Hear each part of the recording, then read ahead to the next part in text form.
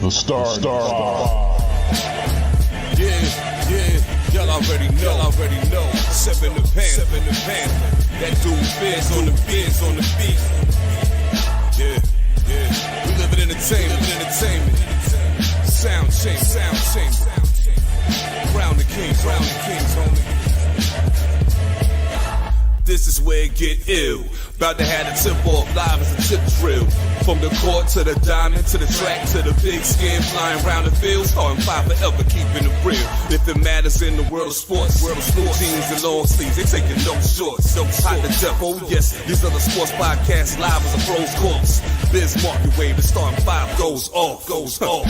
No matter who you cheer for, emotions out the window, they analyze it with clear thoughts. They take it way deeper than the force ever. No longer got any use for the four letters. The latest news, score stats and the view from the sideline. Ain't no guideline, it's just the truth. Yeah, no need to dig for a pardon line. It's always in season if people start five. We going in on three, run the baseline, start five.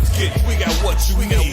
If it's sports news you see, we don't waste time. We talking cause we live it. We got what you need. We going in on three, run the baseline, start five. We got what you need. And y'all know me, seven sign, I'm the illest cat spit. I got what you need.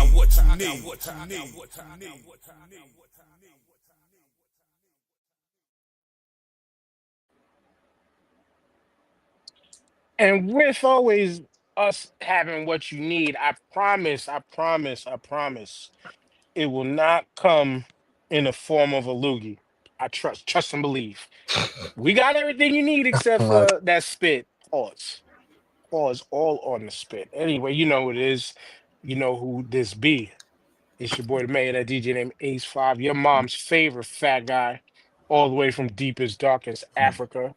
And we are back with the newest episode of the Start 5. As always, we need y'all to check out the box. Go to hooksrub.com, use 20% off your order using the code STAR5, and our affiliates are W, 10% off your order using that same code. What up, Tyrone?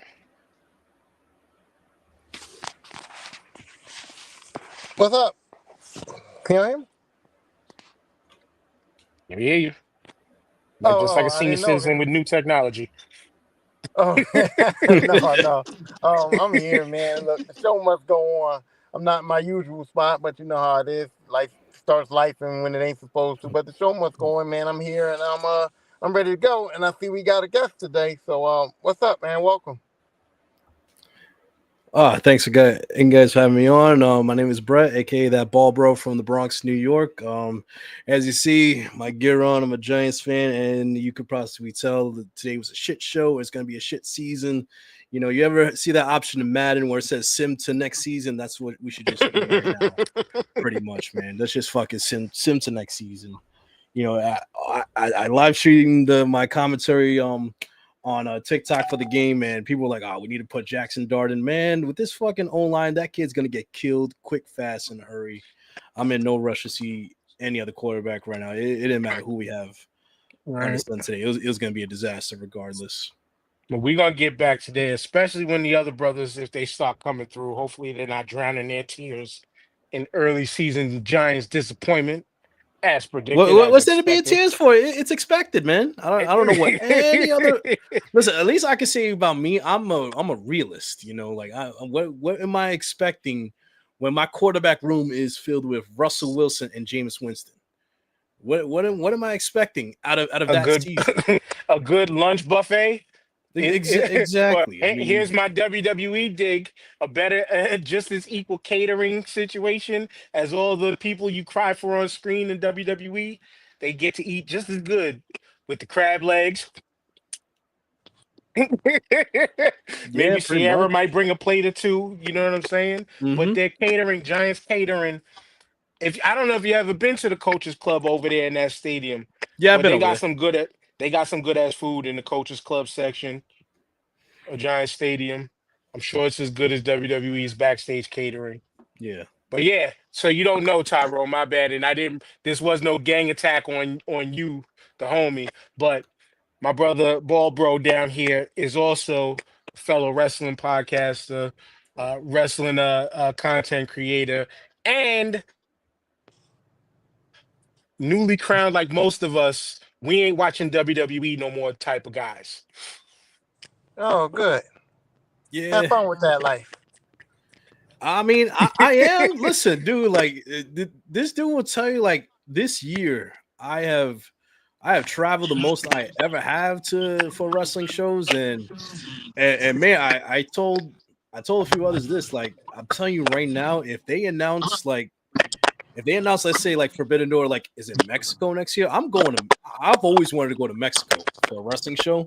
I've always wanted to go to for a Lucha Libre show. Like, if they announce Forbidden Door next year is in Mexico, I'm out. Like, I've always wanted to go there. I mean, dude, I've done so much traveling this year, like watching everything not WWE related, like wrestling wise. Like when I was out there in London for Forbidden Door the day before, I went out to an indie show, and all women's promotion, Eve promotion. Actually, Will Ospreay works on out there. Like it's so much fun. It's a great vibe out there. There's great talent out there that's on the up, that's coming up, that you're gonna hear about the next year or two. But I saw Bozilla in person. Like Bozilla, holy shit! Like she gives me Brody King vibes. Like just the presence and the aura, and her entrance, like the smoke coming out of her mask and whatnot. It's like something out of Mortal Kombat almost. But yo, she's only 22 years old. In a sense. But, yeah, that was hella fun. Like you said, I stopped watching WWE because you know what? I tried sitting down watching the product, dude. Besides the obvious bottom line, it's just fucking boring to me. Shit is boring. The characters are boring. The storylines are boring. There's no new superstars anytime soon. Like, funny is that you look at the main event WWE is right now. Like, Tyrone, mute, because I think anytime you're not talking, we're getting all this choppiness. yeah, I was gonna say, like, if you watched WWE like 10 years ago and you just came back 10 years later, it's the same motherfuckers in the main event that you watched 10 years ago. It's all the same motherfuckers, like, especially like an AJ Lee comeback, Punk is back, Seth Rollins, Becky is literally like we back in 2015 almost. And like that's the main difference. Like, I could go on to the other program and be like, see like a Kevin Knight, a Speedball Mike Bailey, like so many other guys who in their mid to young 20s, like in the next 3 or 4 years, they're gonna be main event stars, like in the making. I mean, that's the big difference. Like because after our AJ Lee brought back, like how much can you keep dipping in the nostalgia well before that well runs out? Like who's next? Who are you gonna bring back? What else? You keep dipping into the nostalgia well, like you're pausing, like, worrying about like future superstars and young talent and any new storylines in that regard. But it doesn't matter, because guess what? They keep selling out the arenas, they keep selling the merch, the stadiums keep getting packed. Then WWE's not going to change. The WWE fans can keep complaining all you want, but you keep buying the tickets, the merch, and all that. All Triple H got to do, he got to peek out from gorilla position, and he got packed stadiums. Like, why am I going to change anything if y'all keep showing up? Have at this, Tyrone, because we wasn't gonna start with this AJ Lee shit and all this, but we here now. The other brothers ain't here. I wanted to stay away from it because they aren't as in tune as we are, but we here now. Nigga here, nigga. We one nigga here now. So let's go ahead, Tyrone. Have at his comments. Um, all of your points are valid. Every single one of them. I can agree with everything you said. And I still don't care. I absolutely do not care about nothing that you said. I don't care about them bringing AJ Lee back or not. AJ Lee is entertaining to me. She's fun to watch. So bring her back. Let her do whatever she wants to do. I don't care. I am not one of those WWE fans that's going to complain and buy tickets, or going to complain and watch it, or going to complain and nothing. I'm not complaining. I have enough wrestling where I can get everything I need from everywhere I need it from. So when I want to watch good wrestling, I watch AEW. When I want to see some up-and-coming stars, I watch Evolve, I watch LFG, I watch AAA, I go to Battleground shows all the time in Philly every time they come, so I can see that. When I want to see whatever I want to see. Vomit. Yeah, but I'm just saying, it's up-and-coming stars, though. It's up-and-coming stars, though, you know what I mean? I can watch. There's so much wrestling out there for me to watch that I don't have to miss anything. So I don't have to be mad at WWE. And I don't have to not watch it because I don't care. it's entertaining to me still. I still have fun watching it. I still enjoy it. If it comes to Philly, I'm still going to my Raws and stuff. I'm not uprooting my life or taking away something I enjoy just because, you know what I mean, it might not be exactly how I want it to be or how I want to feel about it. I got plenty of other wrestling to watch, and so I'm getting everything I need from wrestling without watching WWE. But why not watch it? I still enjoy it. I ain't gonna lie. So I don't care about all your points is valid. I'm not arguing against you, and I'm saying for all the WWE fans that are complaining about it, I tell them like I tell the people who talk to me about AEW who complain about any wrestling. Don't like the shit. Don't watch the shit. That's it. It's Don't and see, support it if ball, you don't bro, like like it's yo, all the conversations and shit we have on a daily basis is when it comes to either Dedrin's lives or anybody else's lives. You know what I'm saying? We have these conversations all the fucking time. And we always say, like what you like, do what you want to do. But Tyrone said the key fucking thing. If they're not giving you what you want, and I say this shit all the time, if they're not giving you what you want, why the fuck are you still watching? Now, what up, O? This hits different when it comes to y'all Giants fans, but we're not it. But segueing from football yet to football yet. But just isn't this some shit that I say all the fucking time that we wish people just listen to? Yeah, you're absolutely right. We say it all the time, man. Like you say it all the time, and just like you said as well. Like I stopped watching. I there's so much other plenty wrestling going on right now. Like, dude, this year if I'm not watching AEW, I'm watching CMLL like almost every Friday night. I mean, they've been packing the houses, they've been putting on great shows and whatnot. I mean, I think at the end of the month they got the 92nd anniversary show coming up. You're gonna have MJF versus Mystico on that card. You're gonna have Persephone versus Mercedes on that card as well, I believe. I mean, dude, I gotta check out last Friday. They had like over an hour match, like it was a Grand Prix match, like over a dozen or so guys, like from AEW, from Rev Pro, from England, from Japan, everywhere. Like it was an insane match, and it's like there's just so much other wrestling out there. Like I don't hate watch. I don't have time to hate watch because like you said, like I'm on 2 podcasts now. I'm doing streaming for Giants and gonna do for Mets. Like I don't have time to like sit down and watch 2.5 hour show that I don't like or don't engage in or don't have fun. Like I mean, I'm tired. Like I'm filling up all my free time doing other stuff. So whenever Monday Night Raw is on, I find something else to do. I do work on my other projects and my other podcasts right now. I'm clipping up stuff or whatever and working towards the other episodes. I think for a lot of people who still watch the product, even though they bitch and complain that they hate this and they hate that, it's like I don't know, maybe they know it or not. It's like a form of it being institutionalized in a sense. Like if you ever seen the movie Shawshank Redemption, like I forget the old guy who used to work in the library. Like he was like so upset when he was being freed from the jail when he finally got paroled. Like he couldn't make it on the outside. He couldn't make it outside the jail walls because he'd been there for like 80 or so years. So like if you've been watching only WWE, like hypothetically, like for your entire adult life, let's say 20, 30, 40 years, it's like you can't even fathom seeing anything else outside. Like, dude, I've seen clips that Chris from Heels on Life put from his lives. Like he had someone on his live say, I feel like if I'm watching another promotion, I feel like I'm cheating on WWE. I'm like, what are you talking about, dude? That's not normal. It's not normal behavior whatsoever, dog. Like even as a kid, I used to watch WWE, WWF, WCW, ECW, dog. What is wrong, man? They don't care. Come on. It's like some weird ass parasocial relationship that you got with a $1 billion entity that don't even know you exist, man. It's not normal. But you can complain about something and still like it, still enjoy it though. I'm not one of those complainers. I'm not one of them. But I'm saying like there's sometimes where I watch a show or I watch something on WWE and I don't like it, and I'll talk shit about that particular thing that I don't like.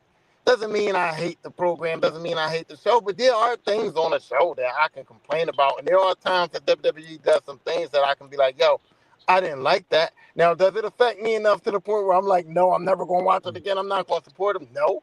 But I don't feel like if you complain about something, that means that you shouldn't watch it, or you have to like be It, like, oh no, I don't like here's it. I'm not gonna watch it. It's just here's where the different level of complaining comes in, though, Tyrone. When it comes to this situation, these people, again, like Brett says, it's all they know. And when you're telling that when they're sitting there talking about a fucking 3-hour program, but they're upset because they're not seeing this person, they're not seeing that person on a 3-hour program that is supposed to be wrestling, but you get 45 minutes out of a 3-hour program of actual entertaining in the ring, and then you're mad because you're not seeing your favorites and things like that. Like, it's that level of delusion that sets in that, like, oh, you're not really a wrestling guy, like you could say back in the day, like you probably used to be as a kid and all that, right? But wouldn't you sit back and think that that's kind of maddening that every week you feel like you have to No. sit here and watch this as appointment television, as fucking appointment television every week because you like this company, you do want to see the company do better, but yet the company is not doing anything to your liking each and every week. Isn't that a bit psychotic Um, after a point? well, I mean, when they say it like that, because generally I laid it out like that, unfortunately, not just to skew my favor, but because that's generally what it is for most of these people. let me let And they me will tell you otherwise. They'll say, go ahead, Tyrone, wait in a second, but they'll say otherwise, but this is exactly what it is when you break it down to the plain and simple, right to their faces. But because it's so fucking delulu up here, they don't want to believe it. It's like that whole thing of like, you know, the husband's cheating on the wife for like fucking 5 of their 10 years of relationship, and the wife don't want to believe it. The wife don't want to believe it, and then you get caught on the fucking Coldplay camera. But go ahead, Tyrone. first of all, I don't want to have.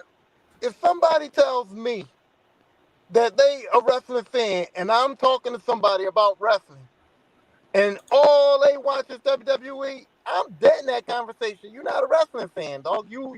See, You the WWE person, and I don't really this, want to talk to you. I don't want to engage pause in that. that, bro. Pause real quick. This is why you my motherfucking man, yo. Because I've been saying this shit too much. I'm sorry, y'all.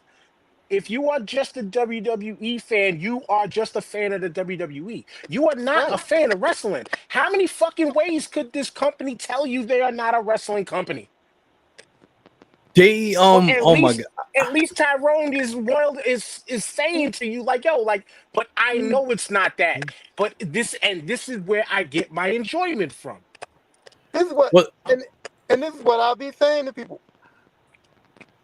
I'm not debating anybody's validation on what they're saying about the WWE. I don't watch that shit for the wrestling. I watch that shit because I like the way the women look. I watch that shit because I find it funny at times. I watch that shit because I find the storylines Going to the wild store. sometimes. I watch that shit because that shit entertains me. It's actually what they say. It's entertainment. It's sports entertainment for me. And like I said, if I get into my wrestling bag, like I said, I don't miss wrestling because I watch wrestling. You see what I'm saying? I watch WWE. But maybe I would feel some type of way, or I would be mad, or I would be angry at them, or I would be in you guys' position if AEW didn't exist. Because there is times where I'm like, yo, I want to see some wrestling, dog, but I can turn on AEW and see it. So I don't care. Or there's some times where I'd be like, I want to see some new stars, and I can watch, and I can go to a battleground show in Philly, and I can see some new stars. So for me, WWE is not upsetting enough for me to say that I don't ever want to watch it, because when I want to see wrestling, I got places to watch wrestling. So for those people who only watch WWE, that's insane. That's insanity to me, because if you want to watch wrestling, WWE is not the place for you. And if you're not open-minded enough to go to AEW, then yeah, you fucking up. You fucking up. Like Ed said, and then I'll go back to you, Brett. He said, I differentiate between a fan of the E and a wrestling fan. I'll have those convos with those folks because it's Disney wrestling as a result of it being quasi monopoly for over 33 decades. Absolutely. Absolutely, bro. Absolutely. But go ahead, Brett. I was gonna say it feels like the last few months I've noticed a shift like in my Twitter timeline, like slowly but surely. Like me myself, Adrian, and the others, like in his live sessions, we we have mentioned that like slowly but surely you're seeing a small little shift of like not a lot, but like a small group of like WWE fans starting to give AEW a chance, like and check the product out. Like there's this one particular user on Twitter, she goes by the Wrestling Auntie on Twitter. No lie, she has started watching AEW, I would say back in early July, literally only a couple of months. Every Wednesday and Saturday, whether it's Dynamite Collision, she floods she is flooding the timeline like we're just excited about the in-ring action, the characters, and everything. And like I said, she's not playing a part or a gimmick. She legitimately said like she was strictly WWE, but she tried AEW. She loves all the women on that. She loves all the action. Like she loves Ace Austin now. Like that's her man now. Like she's fucking hilarious. But like slowly but sure, you're seeing like a small little turn. And all it did was just her like, and it was more so of what WWE like is failing. You know, she didn't like the storyline. She didn't like the lack of action on their shows and whatnot. And she was like, all right, I'm gonna give this show a try. And like just giving that try right there, Dude, it just edged her over there. And you're starting to see a little bit our of that. our Yeah. TikTok friend, Sydney SR316, she Mhm. was one of them also. Record Yeah. WWE, following all the stories and all of that stuff. When she finally started to freaking dive into AEW and then started to see, like, wait, no, they are telling stories, and started latching onto the story, and then starting to separate the latching onto, man, the action in ring is like holy shit compared to, you know what I'm saying? And to me, I salute it every time I see those types of videos, because it's like, yeah, it's okay to be a WWE fan, and we can get off of this shit. Like, it's all right to be a WWE fan, but it goes back to what some shit that I said all the time, but Tyrone clarified on this feed today. If you don't like some shit, turn it off, because you can find what the fuck you want to watch somewhere else. Last night, Ashe Wrestling put on a fucking amazing show last night, along with crowning a brand new women's champion, the first ever women's champion of that company. I found some shit that I like. I'm supporting it. You know what I'm saying? That's it. And I personally, like I described last week, I want to be a part of the change that I want to see. I didn't get to two, as I said, but I went to one wrestling school this week to go have a conversation. Have the other one lined up eventually. It's all banking on what my work situation is about to become by the end of the month, to decide where I'm gonna go to one of these schools. Because why? Because I want to get involved to be a part of what I want to see different when it comes to something I love. I'm not going to be one of these fans that just sits back and just talks about it. No, now I'm going to be about it. And then I'm going to have more ammo to be like, yeah, I definitely don't know what the fuck you talking about, you know? But it's all about being, sometimes you got to be a part of some of that change you want to see. Sometimes you got to make actions to be a part of the change that you want to see. Straight up and down. Um, this is what I don't get is that when I talk to people about it, I tell them I'm watching WWE and AEW because of the difference. So when people want to argue with me about, oh, AEW has better wrestling, AEW is different, that's why I'm watching it. I'm watching AEW for what y'all telling me. So don't talk to me about wrestling. Don't tell me, oh, you finally switching. I'm not switching. I'm watching AEW, and everything y'all saying about AEW, that's why it's on my TV. But everything y'all saying about WWE, that's why that's on my TV too. I don't understand why I owe a certain company loyalty. I watch both. I enjoy both. I watch them for whatever I watch them for, and that's it. So this whole mentality that I'm a tribalist or I'm trading on WWE when I watch AEW or I got to choose between one, y'all can miss me with all of that. I don't have those conversations. I watch both of them. I enjoy both of them. And you trying to sway me one way or another is not going to work. Because all the good things you say about WWE, that's why I watch it. All the good things you say about AEW, that's why I fucking watch it. Plain and simple. But that tribalism shit though.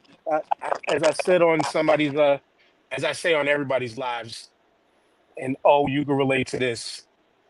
Everybody is a part of a damn tribe, one way or another. And I'm not saying that because you're the one brother from the motherland. I'm saying that because your tribe is the same one as my brother Brett's tribe, the New York Giants. I'm a part of the Philadelphia Eagle tribe. Tyrone is a part of the Commanders tribe. We are all a part of some sort of a fucking tribe. We all collectively, we are part of the Starting Five Podcast tribe. Right or wrong. You know what I'm saying? It's not about being a part of the tribe. It's about being the asshole in said tribe to make the tribe look terrible. Right or wrong, O. And then we Yeah, could yeah, get into no, your you're right. tribe and some of these overreactions of NFL Week 1. Oh, no, you're right. Um, yeah. Jesus Christ, man. I tell you what, man. Today was probably the most. Today was probably the most I'm gonna watch my New York Giants for the rest of the week, for the rest of the year, man.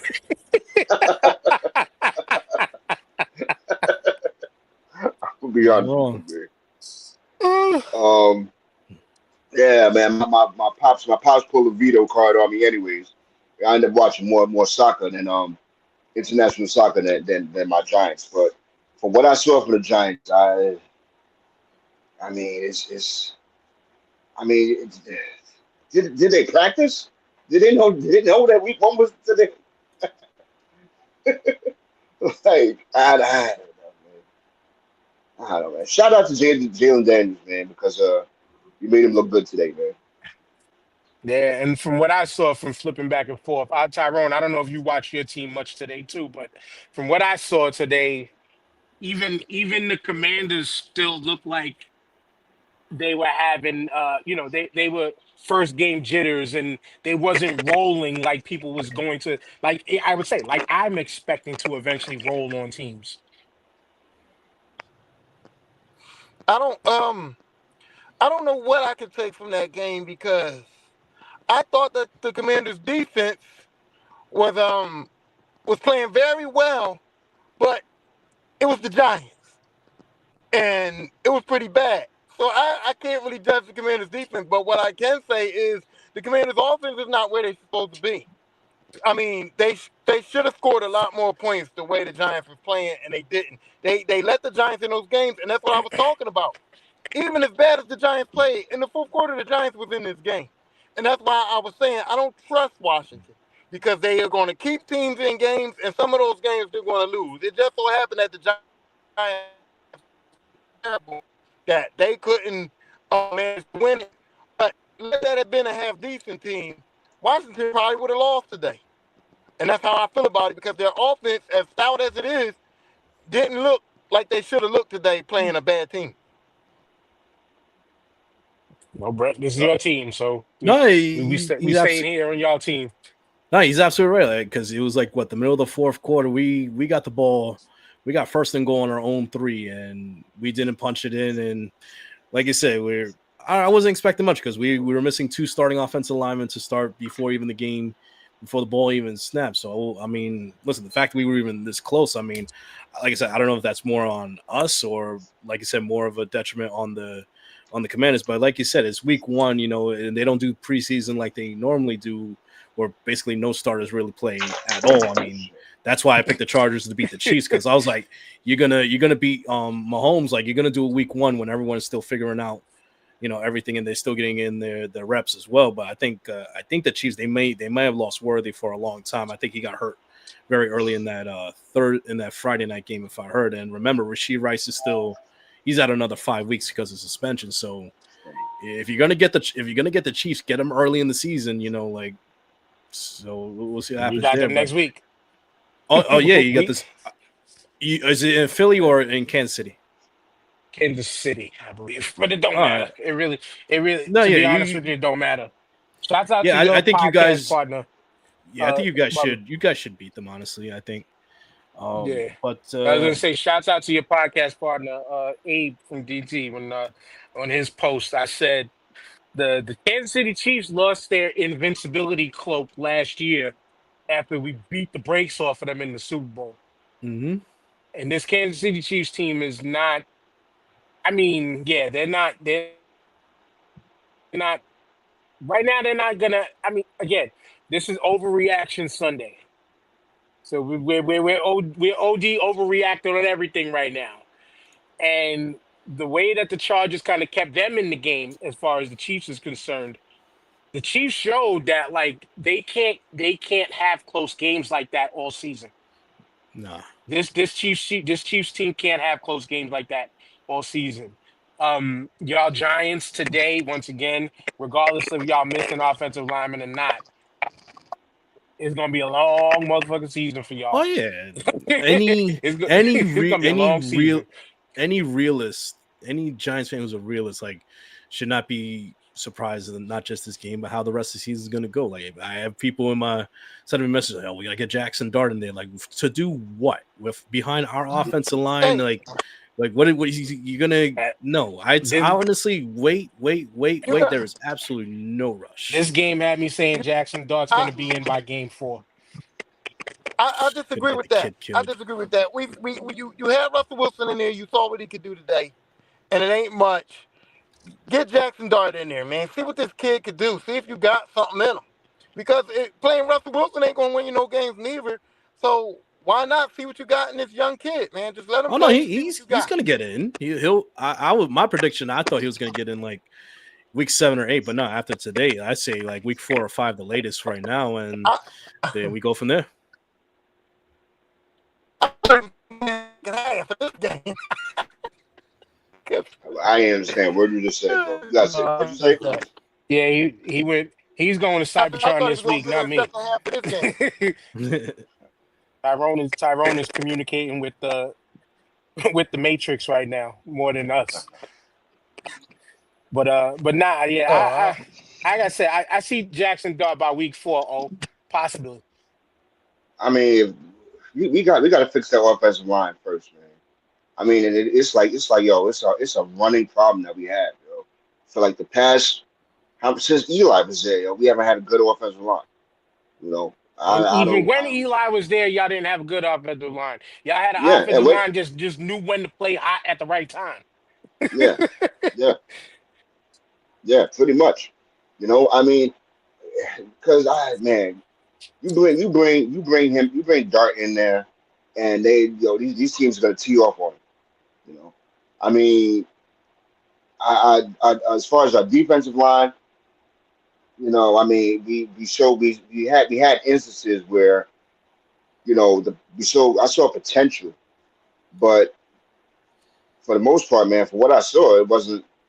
We didn't really scared uh, Daniels, as much as I thought we would. Your rookie So defensive lineman showed most potential on special teams with that block punt, with that punt tip. yeah, That yeah, and I think he got a sack in the second quarter also. Okay, we'll shoot right. him a little bit of bail, Yeah, I but mean, we'll shoot him a little bit of bail. But them Jets, though, I don't know if y'all got to tune in or flip flop channels at all to them Jets. The Jets and Steelers were pretty evenly matched from my point of view. Like I ended up watching more of that game than y'all game because it was a lot more entertaining. And they held the lead a lot for the most of the game until I think around the midpoint, late fourth quarter. Unfortunate fumble on the kickoff. Steelers got the ball back. They went up. Jets came back, marched back down the field, scored again. 60-yard field goal later. Freaking I forgot the kid's name. That was Garrett Wilson gets popped.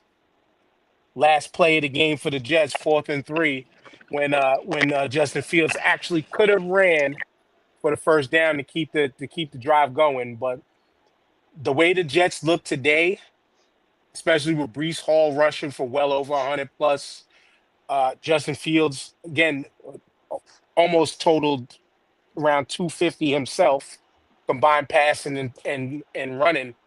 This Jets team is today, Overreaction Sunday. They look very good. But Pittsburgh also, they look like they need to get their gears oiled up properly. And they're going to be kind of just like how the Jets were today with them. Both of these teams are going to run like almost neck and neck, where it's going to be close ones. It's either they're gonna beat up on somebody or they're gonna lose close. They're gonna beat up on somebody and they're gonna lose close. But them Jets are gonna surprise a lot of people this year. I personally think. Unlike years past when I was picking them and then them motherfuckers decide to want to shit the bed and be the bottom of the division, this year's Jets is hitting different on this Overreaction Sunday. How did y'all feel about them Chargers though? Friday night. Oh Man, man, I missed that game. listen, I did miss uh, that game. Herbert. I go just to the final drive right there where he had to keep the ball away from Mahomes.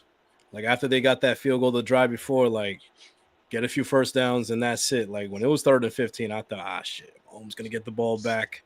Yeah, one more shot, but no, he ran for that first down. Like, but that's the type of game that you gotta.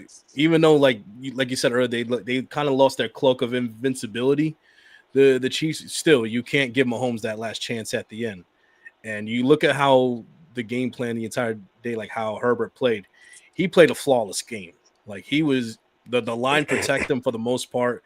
He was in control the entire game. Like his receivers were running wide open the entire time. I mean, so I don't know what's going on with the Chiefs secondary, but I think it was a great scheme and plan from Harbaugh. And listen, if that cloak of invincibility is gone from the Chiefs, like the Chargers can be a factor in that division in the AFC as well. I mean, it's year two under Harbaugh now, so second year for Herbert. I mean, I think he's gonna have a monster year.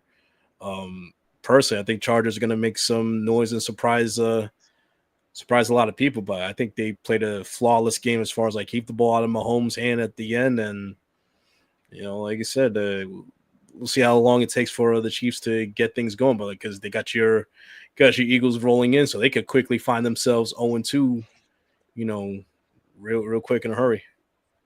Yeah, and back to Ed's comment real quick. Just talking when we was Disrespectful. So it was cool. talking Jackson Dart.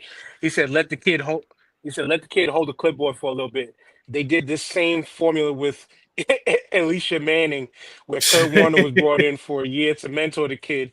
By mid-season, Alicia was starting. Let the kid adjust to the game. Not all these are rookie.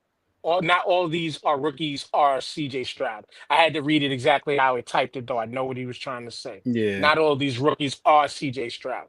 Which, yeah, and that's one of them takes. I know we bouncing around and all, but that's one of them takes that I always mention when it comes to some of these brand new quarterbacks, especially when you're in a situation where you don't have a good to proper offensive line. Yeah, I I mean, agree to a point, Tyrone. You allow them to get out there to try to see what they could do. But if you have a vision for this person, you don't send them out there to die so early when you don't have the proper protection.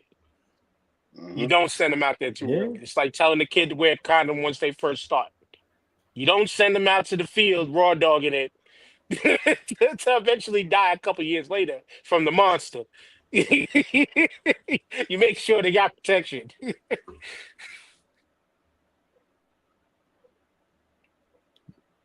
What was you gonna say, Brett? You ain't wrong. I mean, especially let's not forget, who else sat their rookie season? Mahomes. Mahomes sat his rookie year, sat behind Alex Smith. I mean, he wasn't thrown into the wolves, so it is literally no rush with Jackson because, like I said, we know what the season's gonna be. So what's the rush? Like I said, I'd rather wait till like guys like Thomas and Neal come back from injury if they're 100% healthy by like week 4 or week 5, and the team is where I expect them to be, then you throw them in there, put them in the best position to succeed. I don't necessarily mean like win games, but make it look like where he's going to be upright. He's not going to be running for his life or anything like that. I mean, this is we got to see. Listen, he's a first round pick, so I want to see what he is at his absolute best and when the team is at its best, like for him to succeed. But yeah, the season is going exactly how I thought it was going to start. Would you say that Dable's seat starting to get a little warm? Absolutely. I mean, I feel the GM's seat should definitely be warm, especially after last offseason. The season before that when they extended Daniel Jones, and the last offseason when he didn't pay Saquon. And speaking of Daniel Jones, look what he did for the Colts today. And I'm not surprised by that because guess what? He got the right ingredients in Indianapolis to help him succeed. He got Tyler Warren, who I think he's going to win Offensive Rookie of the Year. That's the tight end out of Penn State. I mean, he's going to be a top 5 tight end by the end of the year. I mean, that dude is a baller. You got decent receiving core. You got Jonathan Taylor at running back. You got a solid defense. And I told Abe and the other guys that like you guys watch that show on Netflix, Last Chance U. Like No. yeah. Like it's I like I didn't know if they still got it going, but I've seen the first 3 seasons. Yeah. Yeah, but you know what it is? Like it's basically like Division 2 or 3, like JUCO transfer guys, like who are on their last chance to get that big scholarship in Division 1 school. So like Daniel Jones is his last chance right here. I mean, listen, he beat out Anthony Richardson for that starting quarterback spot. I mean, shit, I know Richardson is young, but I think his career is over. You lose the starting quarterback job the way you did. And remember, he tapped out last year during the game. You cannot, as a quarterback, you cannot tell your coach you're tired and tap out of the game. I think he lost the locker room right there. He can't come back onto the field unless like Jones gets hurt or something like that. You lose the locker room like that. And listen, they knew his days was numbered. You know, I'm talking about Colts front office. That's why they brought in Daniel Jones. Yeah, you know, on the cheap. Mm-hmm. You know, so they knew that. Yeah. Y'all don't think that he could do something like Baker Mayfield and go to another team and have a little bit like of a resurgence somewhere else? Well, I'm saying he has a chance right now in India. I know it's only one game right now, but like I said, he looked great, and like I said, he has the pieces offensively that will help him out. He doesn't have to like carry or anything like that. You got a top 5 tight end by the end of the season in Warren. You got a top 5 running back in Jonathan Taylor, and you have a solid receiving core. And like I said, I hope he has the mindset like, okay, it didn't work out in New York. Like this could be my last chance. No, Anthony Richardson. Oh, Richardson. I mean, Richardson. I mean, maybe like in the mid part of the season. Somebody gives him a call, like send a mid-round draft pick, like and start somewhere over. I'll tell you what, the Dolphins like keep playing the way they are, and Tua keeps stinking up. They out of the playoffs. Like if I'm Miami, I pick up the phone and send a mid-round draft pick for him and see what he could do the last 4 or 5 games of the year. I think worth a shot. I mean, but like I said, it's still not a good look that you tapped out during the NFL game last year, and I don't think he can't play for Indy anymore because majority of that coaching staff, they're there. Like I think the moment he tapped out, whether he knew it or not, his career for the Colts was over. Agreed. Yeah, he definitely needs an environment change, but more importantly than not, he needs to learn how to stay healthy. And I don't know if it's the learning how to slide, learning how to take hits, or adjusting in his routine and his body health to be able to withstand an actual NFL season. But health is his major number one thing. And then his mental health, because I mean, to go down that bad, to quit on your team, to be somewhat of a decision maker at the quarterback position that this team actually believed in you heavily for. Facts. I agree, Tyrone. Change your environment for him, but it would have to be like on some like I would say Sam Darnold. I was trying to think of other names, but mentioning a person like him who was like the Jets believed in him as their number one guy at one time, right? But then he had to move from team to team to team and ride bench after bench after bench until he got an opportunity. Then come in, do what you got to do with said opportunity, maintain a job. Do what you do with the next opportunity, maintain a job. That Right. might be his path. Go ahead, O. I agree. I agree totally with what you're saying. But you know, Sam Darnold had that mentality. Like he never, no one ever questioned his mental fortitude. You know what I'm saying? He never did anything like this. Yo, Anthony Richardson's gonna fuck around and he's gonna be playing football in the summer. You know what I'm saying? He's gonna be in NFL Europe for a couple of years or something. It'd be Or XFL. XFL or something. He gonna be with the Brahmas. He's gonna be with the Rockets team, the Exactly. Brahma Bulls. Yeah. The Stampedes or whatever the hell. No, man. See, my thing is like he showed some flashes of greatness at times, and I think that like mid-season is going to be a team that's going to have an injury that somebody like he said, somebody's going to make a call, man, and may pick him up. And it don't take nothing but an opportunity to get in there and show out, man. And teams, if he gets into a team where they got an injured quarterback and they bring him out there to be a backup, and he gets in there and he shows out, everybody going to forget about that tapping out thing. So I mean, like. He don't have to go to Sam Darnold route, man. He just got to get an opportunity and he can show out because the kid's got talent, and I think that he just got to be able to get to a place where he can show it. Well, I Yeah. mean, Baker Mayfield.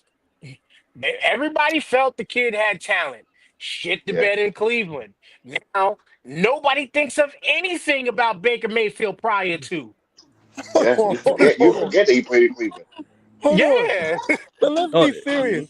Baker Mayfield didn't shit the bed in Cleveland, bro. He was tough in Cleveland. It's just that team was so bad. Baker was like when he was running for his life and all. Baker was doing everything he could in his power to fucking win in Cleveland, bro. He didn't shit the bed. It was just they yeah, was but not good but enough. also too, they were looking at a ton of his off-field shit because when they're digging for stories and you're not producing on field, they're looking at all your other extracurriculars.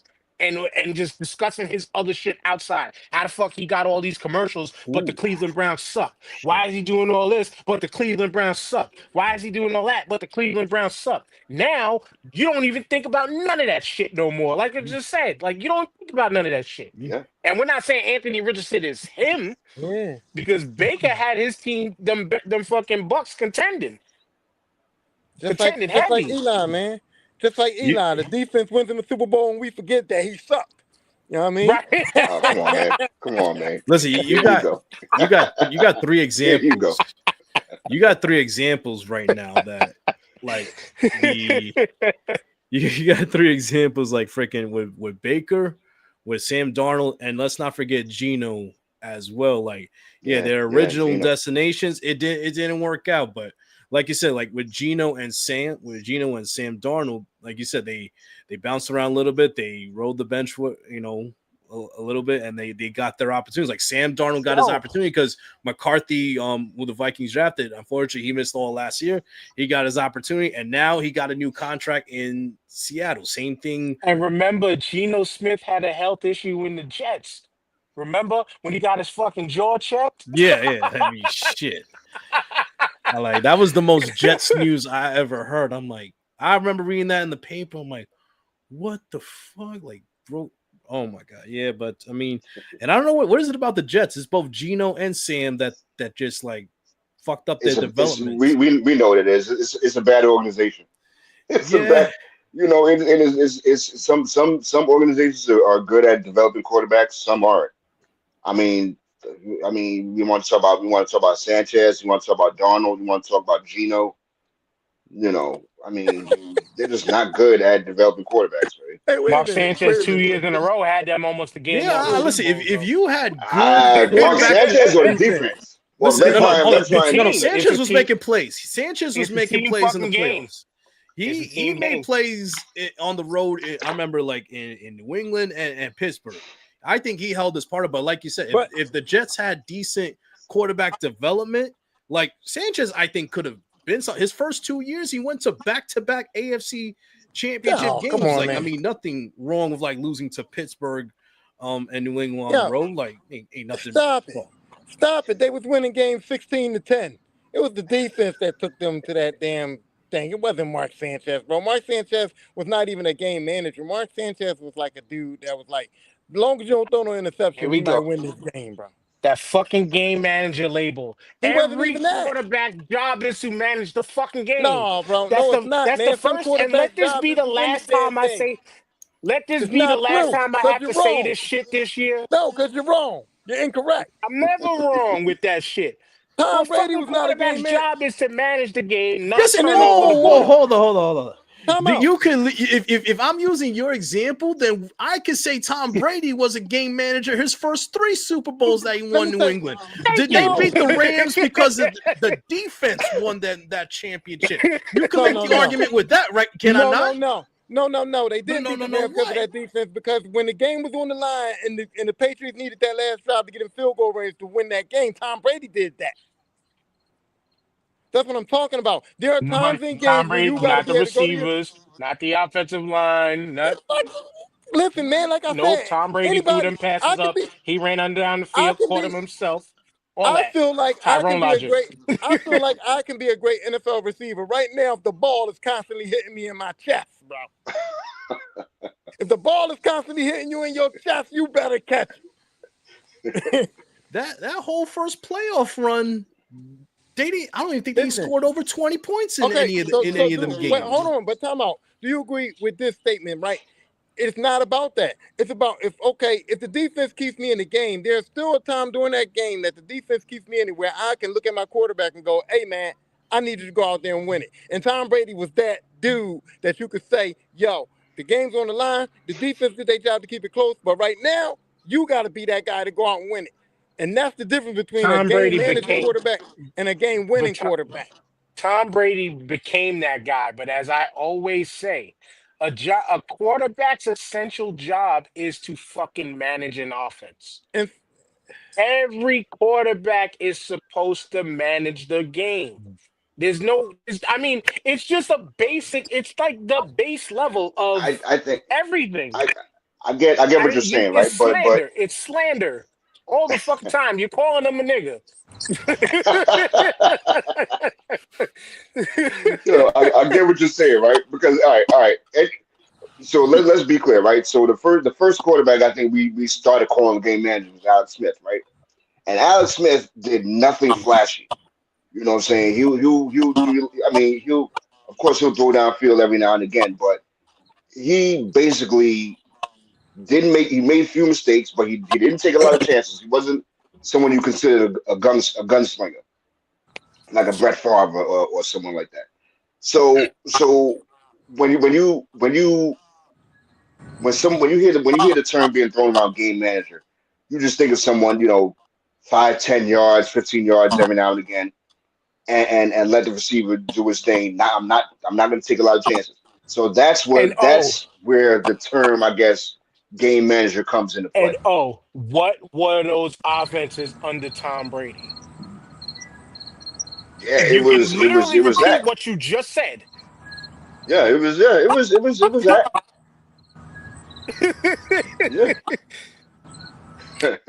it was that. Shout out to the ice cream truck okay, so agreeing with us. tell me a game managing quarterback that you can say legit won a Super Bowl.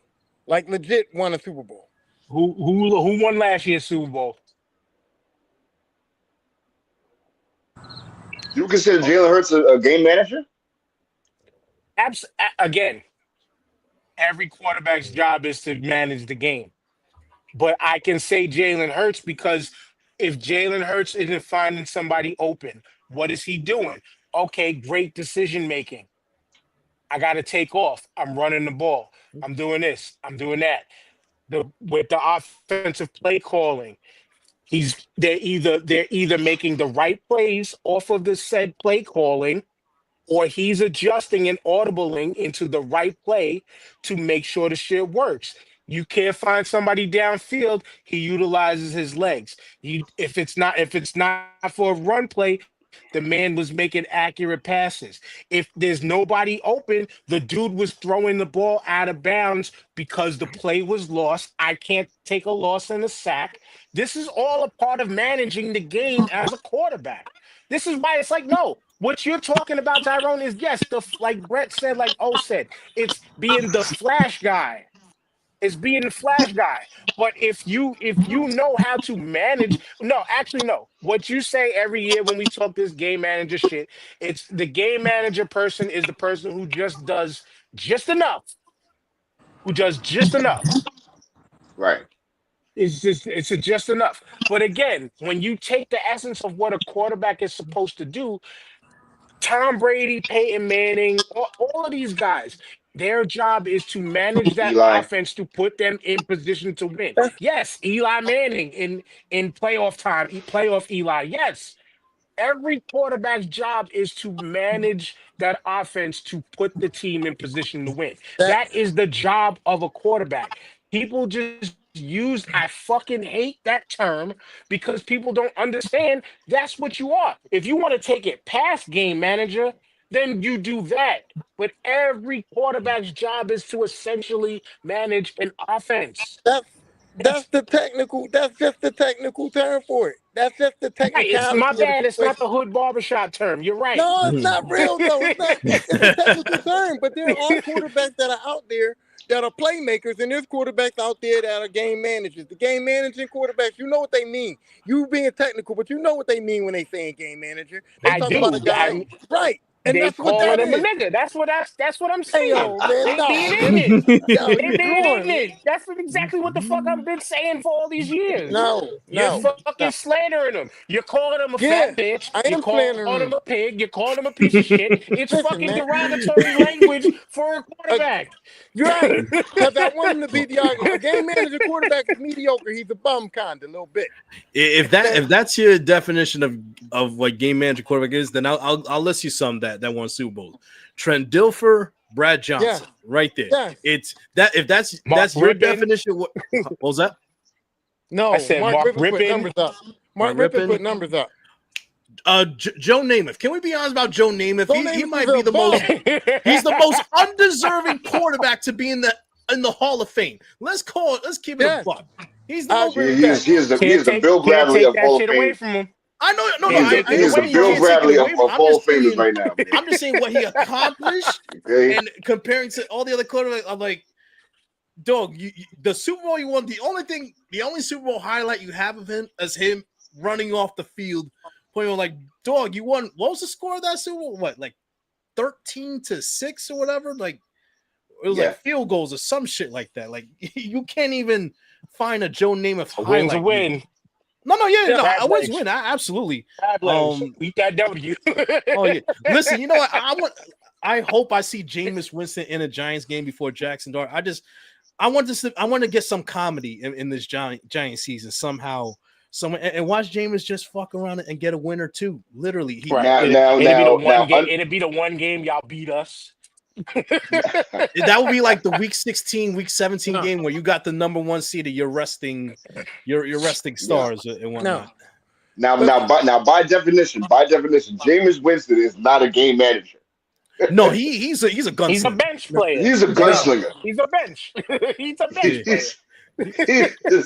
He is a gunslinger. One on three coverage. He's gunning it. Yo, fuck it. Right? But here's the thing: you're not going to see Jameis Winston because there's no reason to play Jameis Winston. If Russell Wilson gets hurt or if Russell Wilson doesn't perform, Jameis Winston is not going to change anything. And Jackson Dart is listed as number 2. So I know. I was just kidding. Like, no, obviously. I'm just saying, like, if Wilson goes down, whether it's her or just performance, like, no, Dart is definitely the next man up. Yeah, I was about to say, if you see Jameis Winston, y'all really got some problems. Oh yeah, that means that Dart is hurt or fuck it up even worse. But no, Dart's the next man up. But I'm trying to think. Like, I think we got Cowboys next week. I think maybe, but Cowboys. I think at home. I mean, just don't spit in Dak's direction, please. No, of course not. Well, you can't even like have bad breath around quarterbacks. He didn't spit in his direction. He spit literally on him. What are y'all talking about? We're here now. Keep going, Tyra. I want you to get this terrible take out first. Go ahead. It's not a terrible take. He spit on him. That's not a terrible take. The man spit on another man, and that's it. He got ejected from the game. Now he ain't getting suspended or nothing, so it's cool. It's all over now. But don't act like my man did. Like he didn't. He did something disrespectful. Dishonorable. Was bad. He shouldn't have done that. I don't know where y'all are trying to act like he was justified in spitting on another man. It's no justification for that. No, I wasn't trying to justify. All I was saying was that Dak spat first. That's all I said. And that's the justification. This is what we're spinning it back. We're spinning it back to Roger Jackson talk last week, right? If Psycho Stu never hit the motherfucker with the can, 22 punches later, he would Yeah. not been Okay. hospitalized. Okay, let me clear it If up. you spit in my again, like I said on my Facebook page, I said if you spit in my direction and you're staring a hole through me like this while spitting in my direction, that's just I as don't good care. as fighting words. No, I don't care. I know Okay, you so don't care. Here's the deal. Here's the deal. If I do not believe that Dak was spitting at that man under no circumstances, because there was no way he could spit that far to hit him. And if he was trying to spit at him, he would have spit up and out to get to connect with him. So I don't think Dak was spitting at him. I think Dak just spit, and it was a coincidence that it just happened that way. But let's just say, for instance, even if Dak was intentionally spitting at him, he didn't spit on him. So It don't matter. Yo, it does matter. There's a big difference in spitting at me and spitting on me. You spit on me, we fighting. You spitting at me in a professional setting, I can shake that off, bro. I can mentally shake that off. Oh, this motherfucker spit at me, wait to the game. I'm going to tackle him, whatever. Now, spitting on me, that's something different, bro. That's way different. See, but hold up. In that instance right there, like we're talking about a hypothetical. Several times today, Tyrone. We're talking about like you're talking about like a hypothetical instance. Like, oh, if they spit at me, but they don't. But like you're in the moment, you don't know how you're gonna think or react in that moment. Like, let's say, I'm just saying, like he acted in that moment. It seemed like he walked up to him. They had a conversation. Dak said they had a conversation, and then he intentionally spit on him. So that wasn't just his outright reaction. He didn't run up on him and spit on him. He talked to him and then spit on him. Dak said he walked up to him and he asked him, was like, he said to him, was like, was you spitting at me, bro? Like, he talked to him. So that wasn't no knee-jerk reaction, because I would have ran up on him. That would have been a run-up spit situation. That was you spitting at me, bro, having a conversation with him, and then a conscious decision to spit back on that man. Oh, I gotta ask you. You have common sense, right? We all know that kid that we had. Every neighborhood had that kid who would be the badass, right? Yeah. Yeah. You know, do the old throw the rock and then hide their hands, right? Mm-hmm. Right? Mm-hmm. Yeah. Right? What was this? Was this not a throw the rock and hide the hands kind of moment after we've seen the initial? Yes, I agree, Tyrone. My bad. But I was throwing it. I was throwing it to you, but I agree. The spit did not hit him. But once again, if you are looking at me like this, what do you think? That's like saying like this. Oh no, this middle finger wasn't for you as I'm staring at you. It was for the guy 10 rows behind you. Yeah. I'm sorry. That's like because let's remember, man. Like they was in their huddle. Jalen Carter was in his huddle. They was looking at each other, drawing or whatever, and he spat, and then he walked over there, and then he spat. You know what I'm saying? So yeah, it was Jalen. I mean, did he overreact? Yes. You know what I'm saying? But Joe, in the moment, like you said, in the moment, and you hype, he's hype. Yeah, you're gonna take it. You're gonna take it exactly the way he should have took it. You know what I'm saying? He's lucky he didn't lose teeth on the field, Brett. Yeah, no, I'm sorry. I know. Listen, trust me. Like I said, like especially for all the years that I played football and I coach and whatnot. Like, first off, it's always the second one that gets caught in trouble. It's always the second one. Yeah, dude, trust me. I've been on the sideline for all high school games and whatnot. Like the first dude will do a little shove like this, and then you OD. The second guy will do that. Like, or they'll give the same energy. It's always the second one that gets caught. It's always been like it. Don't matter if it's now, or in the future. But like I said, like you're in the heat of the moment, dude. Like especially in the middle of a game, you see spit. How much I appreciate. You're not thinking. You don't have time to process. Your brain is not processing. Oh, was this intentional? Is this going on my feet? No, you're thinking. I see spit in my direction. I'm seeing fucking red like it's Looney Tunes. Like I feel like them black Israelites right now. Go read. Let's not forget. Right. Let's not forget the network. The network, if anyone's to blame, besides Dak, it's the network, because the network kept showing Jalen Carter.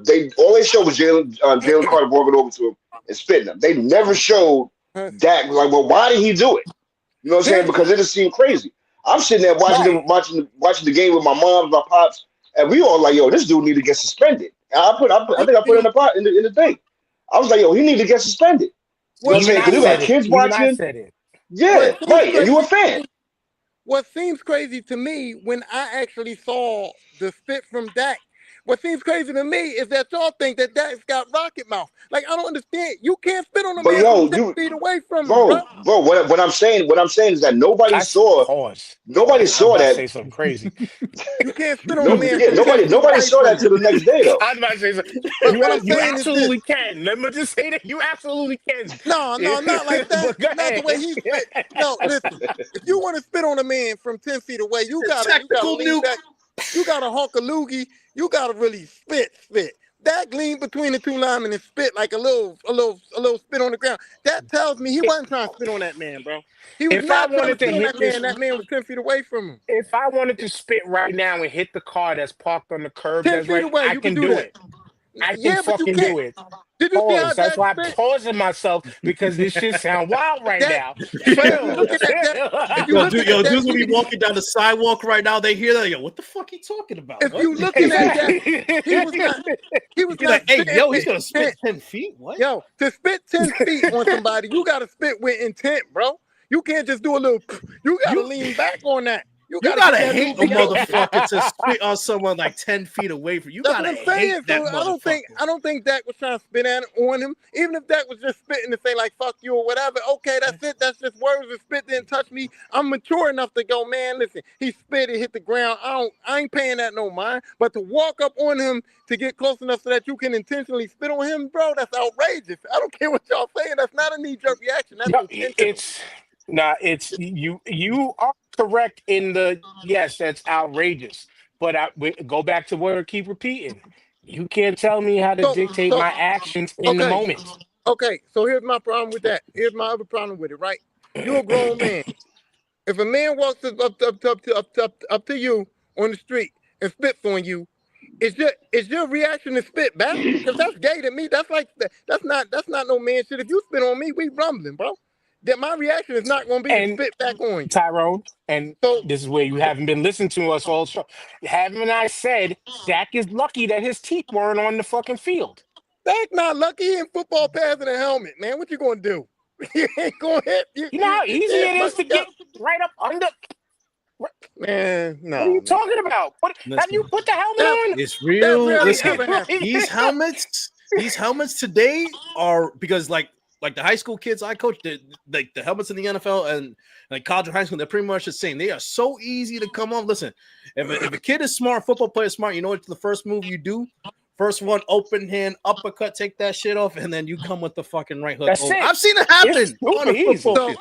It's fucking It's easy. And super actually, easy. so these Jalen these said helmets are so fucking so thin, like you can crack a so helmet. so Jalen knee jerk reaction was I'm gonna spit back on him. What kind of man that makes him? Because my knee jerk reaction, if you spit on me, is to hit you in the face, to bust your fucking mouth open. So how's he lucky? That means Jalen thought about it. He said, "Hey, if I hit him, I'm gonna be suspended for a couple of games. I might be suspended for the season, whatever. So I'm gonna just spit back." That means it wasn't a knee jerk reaction. That means he thought about it. He had to, because if his reaction would have been to Well, knock, only you his said knee reaction would jerk. have been to knock Dak out. If you're a grown man and that man spit on you or at you, your reaction is to hit him. So because he didn't hit him, tells me that that wasn't just a knee jerk reaction. That was planned. That was a calculated thought But process right there. only you said knee jerk reaction. Also Yeah, that's what y'all calculated. trying I to would say. say, listen. Even I would say that that was probably calculated because I'm sure he didn't expect them fucking 8K cameras to get that white blob of spit that just seemed like it went in perfect slow motion for everybody to see. Them go- Word. you know what I'm saying? Like he got caught in 8K. It wasn't You about the you camera intended to seeing it. do that. You spit at me. Okay, that was my thought. Maybe this is the game you want to play, so I'm gonna do it back. It But ain't about the yeah, camera he catching it. was He did it right in front of the referee. The referee was looking right at him. Tyrone. He was wrong. I even said like, oh, when put it in the group chat. I said it in the group chat. He was wrong. If I was if he was the only culprit in this situation, then yes, his ass deserved the game. I 1,000% was like, yo, that to me, yes, was even going too far. But like we all said already, like you can't tell me how to feel in the reactionary moment. So Yes, yes, street shit, of course, you're gonna probably rumble. You probably gonna knock somebody out. The man, where's the man might get lucky and might, this is just for educational purposes only. You know what I'm saying? But you might get one of those in the street. You can, like we said when we talked about Wise Jackson and that incident, and we mentioned how people in the '80s, you stepped on the wrong person's sneaker, you might have got pew pewed just for so stepping on a sneaker. You so know what I'm quick saying? question. Like so, If you're the referee, right, and you saw what Dak did and you saw what Carter did at the same time, nobody's both getting guys get ejected. kicked out of the game. Both. Both Both guys? guys get ejected. Yes. Dak Both. don't get ejected. Both. See, I But wouldn't eject Dak yes, because he didn't no, spit on no, that see, man. He didn't spit no, on him, though. no, But no, But Dak's no, but no, Dak's like no. action instigated Yeah, the exactly, no, no, no. reaction. You can't say The that exactly. because if I reaction. walk, no, you can't say that because if I walk up to you if I walk up to you in a football game and I say, "Yo, you a bitch," and you hit me, that's not the same. It's not the same, bro. I might have started. The referee could have heard me say, "You a bitch," but You're he can't. talking two different. You're talking two He different things, didn't. though.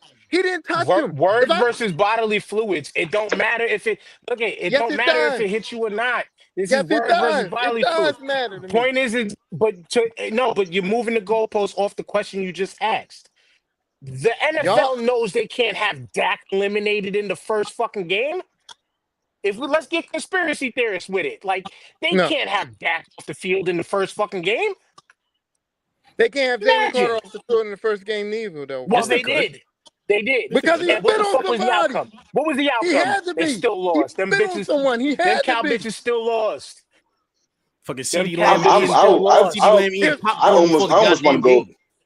I almost want to go as far as say that the refs didn't see it, didn't see if Dak doing it. here's my thing. If Jalen You know what I'm Carter would have saying? spit, Yeah, if Jalen Carter would have spit and it wouldn't have touched Dak, he could have said the same thing Dak said. I was just spitting. I wasn't spitting at him. He only got ejected because you're a it thousand touched him. percent right. He You're only a got thousand ejected because percent it right. Yeah, I touched him. agree with that. I agree. Yeah, totally agree with that. Totally agree with that. And that's the thing that makes Dak have the excuses that he had. Because in his mind, he very well could have had the intentions to be like in his direction. But he ain't gonna tell the world So, that so because is it that? didn't land on Jalen. But is Dak's explanation unreasonable, bro? Like we gotta act. We acting like Dak's What explanation is not that unreasonable. did you He just not said, hear what I said? "No, I'm just saying to you." He said that his two linemen were in front of him, so he leaned up to spit so that he wouldn't spit on his own guys. And he also said, "What kind of man is going to spit on somebody at the start of a football game?" So that, What to kind of me, man that I and believe Tyrone? that. I Tyrone, believe it. we know that. That's clear as day. But what kind of man is going to come back and be like, "Yeah, I did that shit," when they know that they could get fucking And I hope suspended or it burn fined in hell. also? Right? You know what I'm saying? I'm just Like, saying. if you know that the suspensions and or fines can be levied against you in that situation for you that you instigated, why the fuck would you be out in the open to be like, "Yeah, I did"? No, Dak is going to give that answer. But And sometimes, it's okay some, that he gave that answer because that answer is expected out of a cow bitch. yeah. Now we moving the goalposts, man.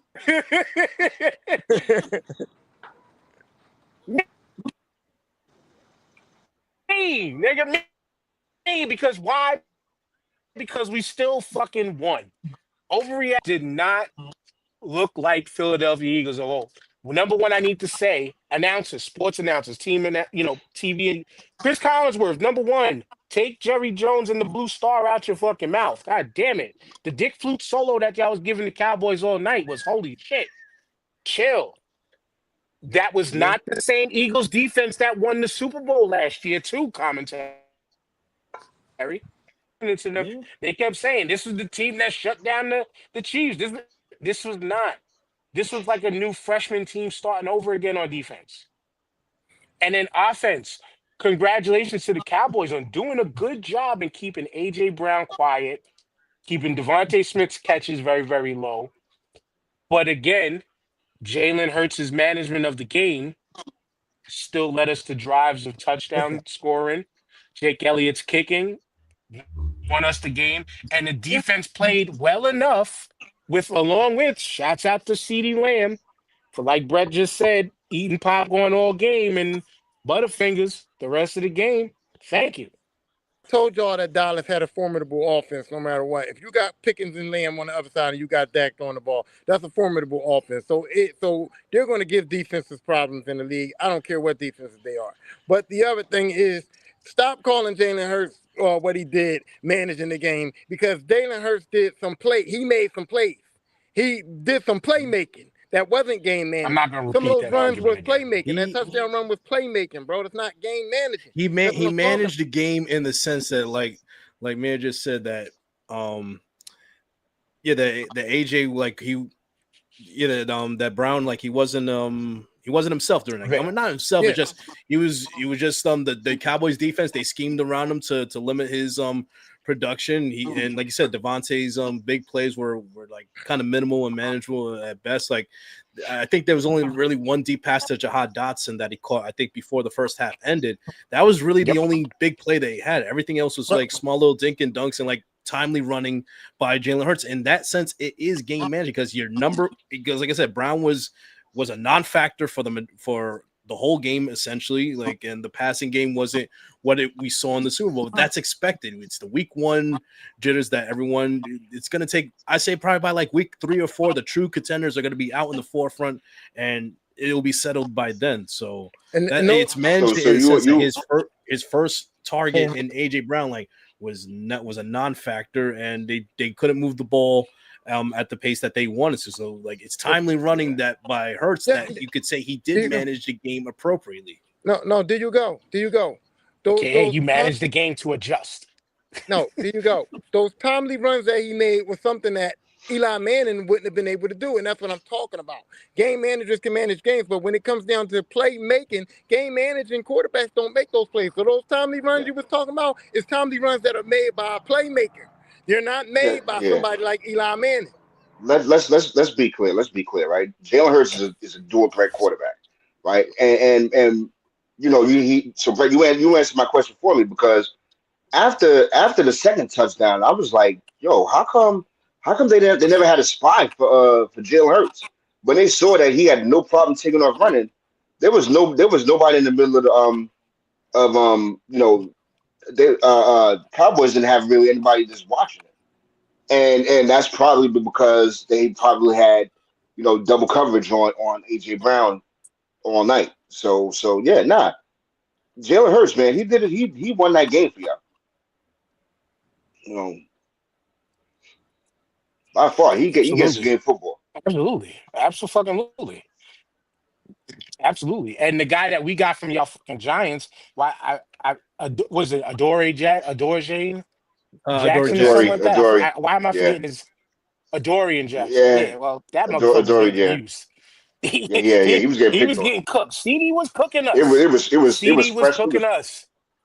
It was Freshman Friday. He was getting picked on that game.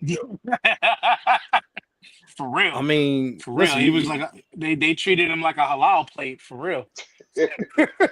you go back to that fourth quarter. Like, I mean, even I'll give him credit. Like, Dak made the throws that he had to. Like, and like you said, CeeDee dropped that deep post pattern, and even that last fourth down pass, like, that's a catchable ball. Like, you trying to be a top 5 receiver in the league, you got to catch that. Like, yeah, did he leave his foot? Yeah, but it was full in your hands. Like, you got to make that catch. Like, those are 2 plays right there. Like, if he catches that deep post like earlier in the game, it was it was only a 4-point game. Like, you don't know what happens after that. But like I said, that last play, like CeeDee should have caught that ball. Like, that's straight square in his hands. Like, but I mean, but does it surprise you though? I mean, it's almost like almost every Cowboy game that I watch, man, he's gonna drop at least 1 or 2 passes. And don't forget that Pickens also has that history in Pittsburgh. Also, he dropped a lot of passes. He's not a good route runner. And guess what? With Pickens, does he have the ability to be a good receiver? Yeah, but if things are not going his way, if he's not getting targeted enough, like if things are going bad for Dallas, which we expect that they potentially will, like the flame outs are going to happen. Like the crash out is going to happen on that field. I mean, so Pickens is just like he's one of those guys George where Pickens I'm sorry. I'm sorry. I was gonna say in that game though, George Pickens, he caught the important passes to help Yeah, get them Three to help get them downfield. and oh, 3 drops is the most CD Lamb has had in any game in his career. 3. So he's not the guy. He might drop 1. 3. That's outrageous for him. Right, and he does end up being sometimes, yeah, like he got his 100 plus against us, but yeah, still when it counted the most, sometimes he's not that guy. It just depends on No, who the matchup is.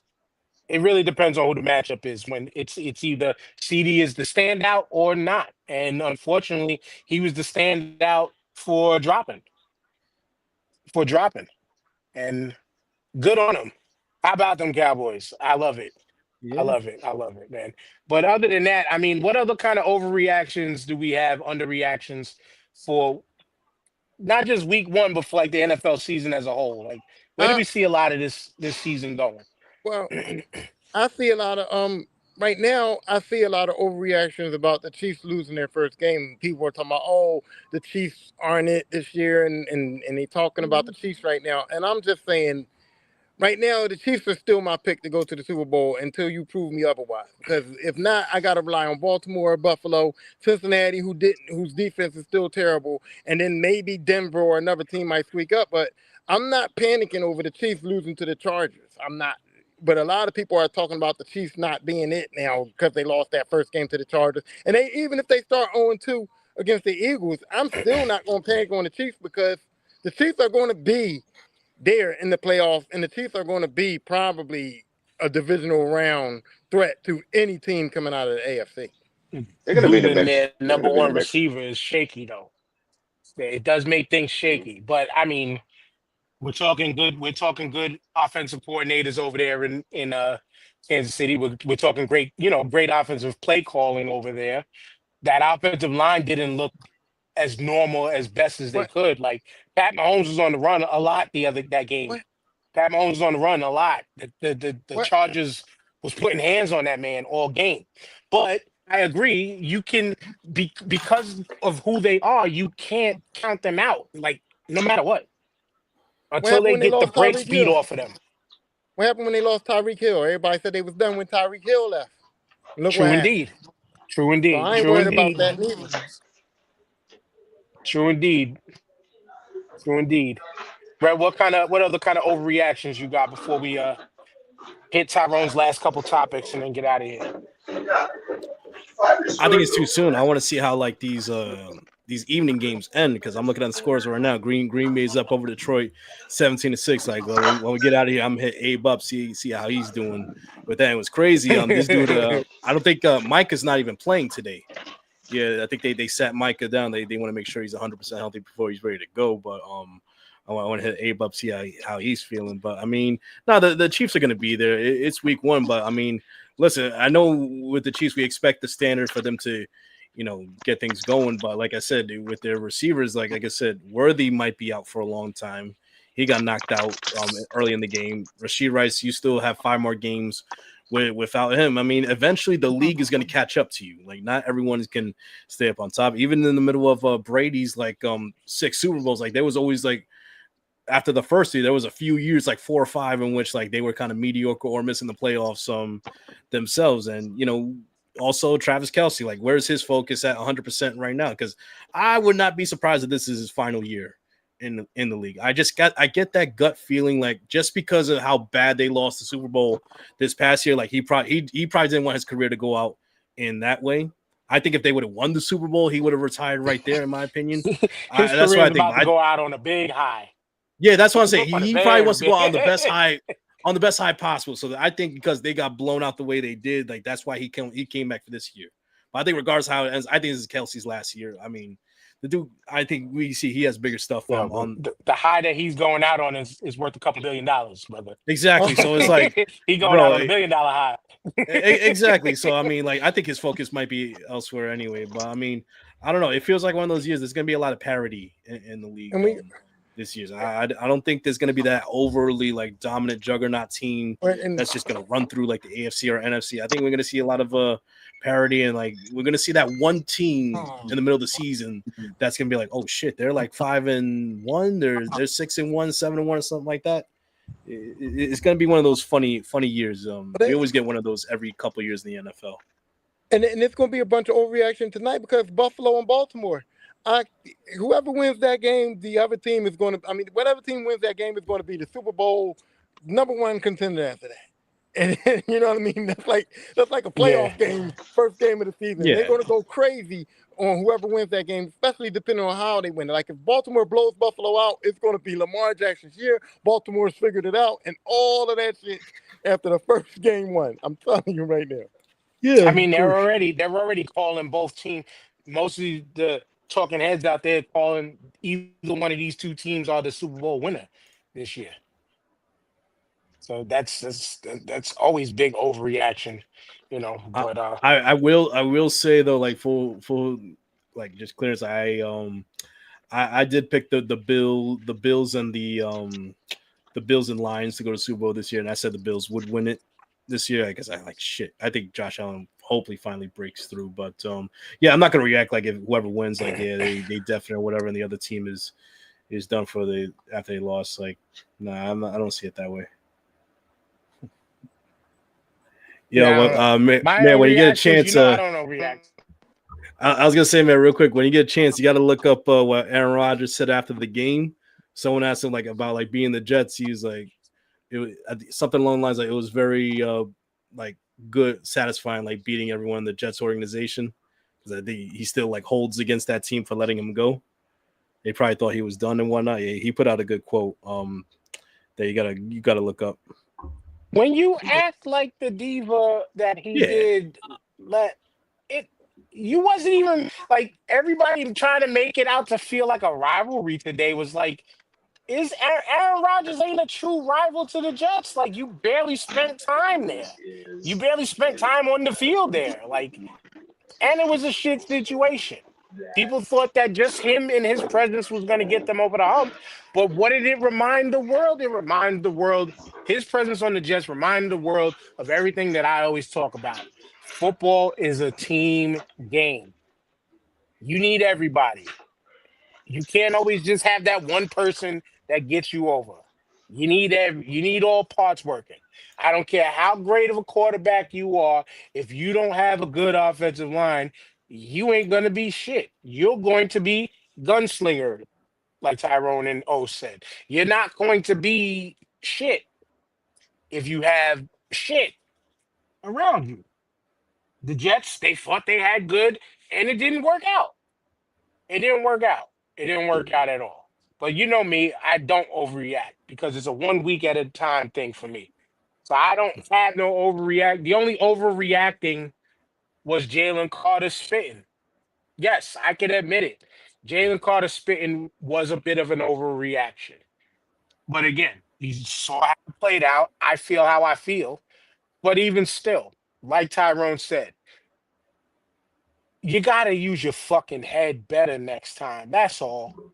You got to use your fucking head because yes, did we get out and scratch and claw that win out? In my opinion, yeah, because that weather break also we didn't talk about that shit. The weather break felt like a positive reset for Dallas, just like in that fucking Super Bowl when the lights went out in the stadium, and then that shit was a positive reset for them Ravens. Like that. That that weather break gave Dallas enough energy to really, really try to put the foot on the gas. And again, costly drops did that. But it could have not been that close also. Their running game could have also not looked as good as it did because they realized that they missed one of the main plugs, the best plug in the NFL was off the field. They took advantage of that shit. Don't be that guy again to allow another team to try to take advantage of that shit. I think he's going to think better with the right head for the rest of the season, but overreacting, Jalen fucking Carter, you over fucking reacted. Plain and simple. I'm glad we got the win, but calm your tits, as New Yorkers, Italians would say, calm your tits and relax. Oh, while you getting the ice, you got any other overreactions? Also, too, I was I'm sitting here while I'm sitting here peeking at this Green Bay game. You know, uh, I mean, listen, man, you guys also caught a break with the disruptor not being there anymore. We didn't mention that with Michael Parsons not being there anymore. Oh, did we? Did we? Y'all Which y'all really Tyrone? caught a break with that. Did you watch that game, Tyrone? There's no way you could tell me that Michael Parsons didn't mean something to that defense if you watched that game last night. That game. Yeah, Because yeah, it was noticeable. It was noticeable with some of Jalen Hurts' runs and some of the pressures that wasn't there. They definitely missed Michael Parsons, but I'm saying that he wasn't the different. They could have won that game without him. They still could have won that game without him there, and that was my whole point. That he's not that guy that makes a difference between them winning and losing. He's a guy that could have stopped a couple of plays and things like that, but they still had that game. They still had that game in hand without Parsons playing. Isn't that the opposite of what Jerry Jones said at the end of the game? I swear there was a quote I saw from Jerry said like we were one impactful defensive player or something from winning the game. And I'm yeah, I like, don't know if that was real or not, but yeah, yeah, I'm I like, saw that. I think Bleacher Report. I was like, that can't be real. Like even Jerry Jones at this age of his life, like he can't have that cognitive, like how do you say, decrease in his head. I mean, to say that he can't, like that's got to be fake. I'm like, but I mean, it would be funny. It would have been the funniest That shit was ever like if he that did. was like Trump saying jobs were up. Well, I do believe he would say that though. That's the problem, though. I Right. do. That's yes. I do believe he would say that. I'm Like, just saying that I'm equating the oh yeah, levels of yeah. delusion. Mm-hmm. He would definitely say some shit like that. Yeah. But before we go, Tyrone, you had a couple other things besides. Also, shout out to Maya Moore and the rest of the rest of the other basketball players who got inducted to the Hall of Fame. Maya Moore with the epic Jordan picture with all 12 of her rings. Man, Mm-hmm. man, great. And shouts out to Cece also on the Hall of Fame induction. Also, I think they had him out either today or yesterday, doing the first pitch and honoring him. But shouts out to Cece also. But what Okay, else you had, that's what's Tyrone? up. Well, I was just wanting to point out that Caitlin Clark made a conscious decision to shut her season down. She knows she's not 100% healthy, and they WNBA playoffs is coming, and the Fever made the playoffs. And I really thought that she was going to try to milk the cow and try to jump back in playoff time, but she made the conscious decision to say, "Hey, listen, I'm just going to shut it down for the season. I'm not going to come back out this season and try to like ride any kind of playoff hype or something like that." Even though they were saying that she was possibly healthy enough to play, but she put the jinx on that. You know, she put the Knicks on that and said, "No, I'm out for the season. I'm gonna be done." And I don't know if she did that because she really can't play, or if she did that just to say, "Hey, listen, man, I'm not. I already took enough of the limelight. I didn't even play that much this season. I'm not going to jump into these playoffs and try to take the limelight off of what this team accomplished without me." You know what I mean? So I was just curious about that. But the real To thing I do wanted to that talk. though, just to sit on that for a second, wouldn't that feel? The choice word I'm thinking is selfish. To be like, no, I'm gonna keep myself out because I don't want to be a distractor. Like, no, if you think you're one of the best, or if you think you're the best, and you think that you can be a piece that helps our team who made the playoffs succeed further, wouldn't the goal be to let me try to get back, not let me stay out the way? Like, I see what you were trying to say, but that don't I sound don't. logical when your team is If in the playoffs. if I this was the '80s, boy, if this was the no. '80s, I Yo, don't he would have think got that she. cooked for saying some shit like that. No, what I'm saying is I no, don't I'm think saying that I'm she. saying if this was the '80s, Caitlin Clark, there's no way Caitlin Clark was missing the playoffs. No, I'm saying Right. that I don't think that she's 100%.